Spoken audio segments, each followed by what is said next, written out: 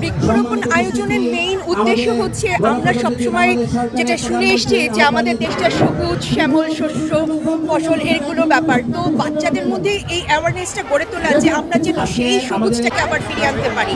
বাংলাদেশের সৌন্দর্য কিন্তু প্রকৃতিতেই আমাদের সম্পদ, গাজীপুরের সম্পদ। একটা সুন্দর গাজীপুর গড়ে ওঠায় এই আর কি ওদের হাত ধরে। গাছের কোনো বিকল্প নাই, সেটা যেই নগরেই বলেন, শিল্প হোক বা সেখানে শিল্পের কোনো ব্যাপার থাকে না, সেখানেও গাছ সব থেকে ইম্পর্টেন্ট জিনিস। আমাদের নবীজি বলে গেছেন যে তুমি যদি জানো যে কালকে কিয়ামত, তারপরেও আজকে একটা বৃক্ষরোপণ করো।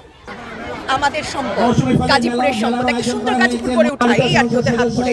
গাছের কোনো বিকল্প নাই, সেটা যেই নগরেই বলেন, শিল্প হোক বা সেখানে শিল্পের কোনো ব্যাপার থাকে না, সেখানেও গাছ সব থেকে ইম্পর্টেন্ট জিনিস। আমাদের নবীজি বলে গেছেন যে তুমি যদি জানো যে কালকে কিয়ামত, তারপরেও আজকে একটা বৃক্ষরোপণ করো।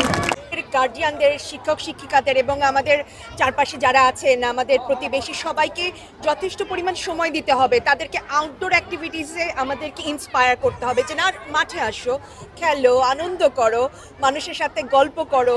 তো এই জায়গাগুলোতে আরও কিছু কাজ করা যেতে পারে, যেমন আমরা স্পোর্টসের ব্যাপারে ওদেরকে অনেক বেশি অনুপ্রাণিত করতে পারি, গল্পের বই পড়ার ব্যাপারে অনুপ্রাণিত করতে পারি।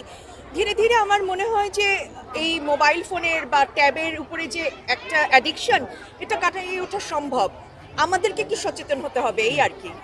আমরা বাংলাদেশি, আমরা আসলে নিজেরাও জানি না যে আমাদেরকে মানে প্রকৃতি কতভাবে আমাদেরকে সৌভাগ্যবান করেছে। কারণ আমাদের দেশি ফলগুলোর ভিতরে যেই পরিমাণ পুষ্টিগুণ এবং রোগ প্রতিরোধ ক্ষমতা আছে, সেটা কিন্তু সেই তুলনায় বিদেশি ফলগুলোতে আমরা সেভাবে পাই না।